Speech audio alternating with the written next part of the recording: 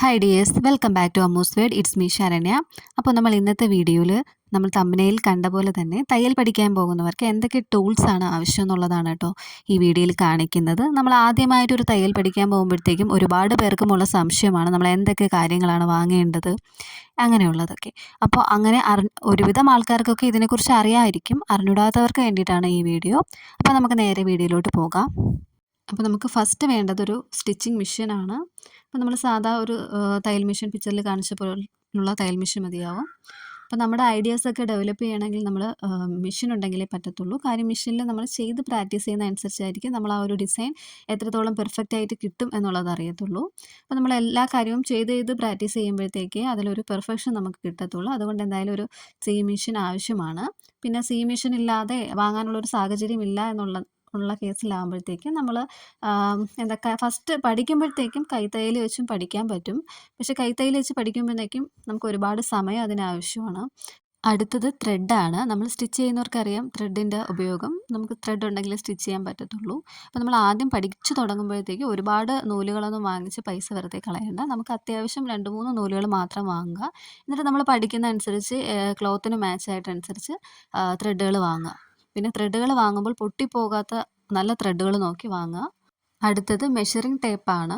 നമ്മൾ one side ഇഞ്ചും മറ്റേ സൈഡിൽ ഇഞ്ചും സെൻറ്റിമീറ്ററും വരുന്ന ടൈപ്പ് ടേപ്പാണ് ഉപയോഗിക്കുന്നത്. സാധാരണ നമ്മൾ കടയിൽ ചെന്ന് ചോദിക്കുമ്പോഴത്തേക്ക് ആ ഒരു ടേപ്പ് തന്നെയാണ് കിട്ടുന്നത്.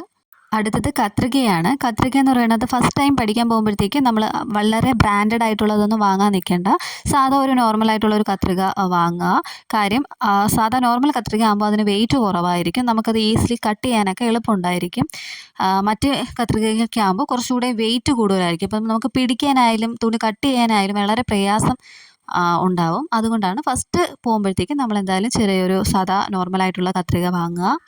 അടുത്തതെന്ന് പറയുന്നത് ബോൾ പിന്നാണ്. ബോൾ പിന്നെന്ന് പറയുമ്പോഴത്തേക്കും സാധാ മുട്ടുപിൻ വാങ്ങരുത്, ബോൾ പിൻ തന്നെ വാങ്ങണം. കാര്യം ബോൾ പിന്നാകുമ്പോഴത്തേക്കും മുകളിൽ അറ്റത്ത് ആ ഒരു മുത്തുള്ളത് കൊണ്ട് നമുക്ക് തുണിയിൽ കോർത്ത് വെച്ചാൽ അത് അവിടെ തന്നെ ഇരിക്കും. സാധാ മുട്ടുപിന്നാണെങ്കിൽ നമ്മൾ തുണിയിൽ കോർക്കുമ്പോഴത്തേക്കും അതിൽ നിന്ന് വിട്ടുപോകും. അപ്പോൾ അതുകൊണ്ട് ഉപയോഗമില്ല. അപ്പോൾ നമ്മൾ ഈ ഒഴുക്കൻ തുണികളിലൊക്കെ നമ്മൾ സ്റ്റിച്ച് ചെയ്യുന്ന സമയത്ത് പിടിച്ച് വെച്ച് കുത്തി നമുക്ക് സ്റ്റിച്ച് ചെയ്യാനായിട്ട് വളരെ എളുപ്പമായിരിക്കും. അതിന് വേണ്ടിയിട്ടാണ് ഈ ബോൾ പിൻ ഉപയോഗിക്കുന്നത്.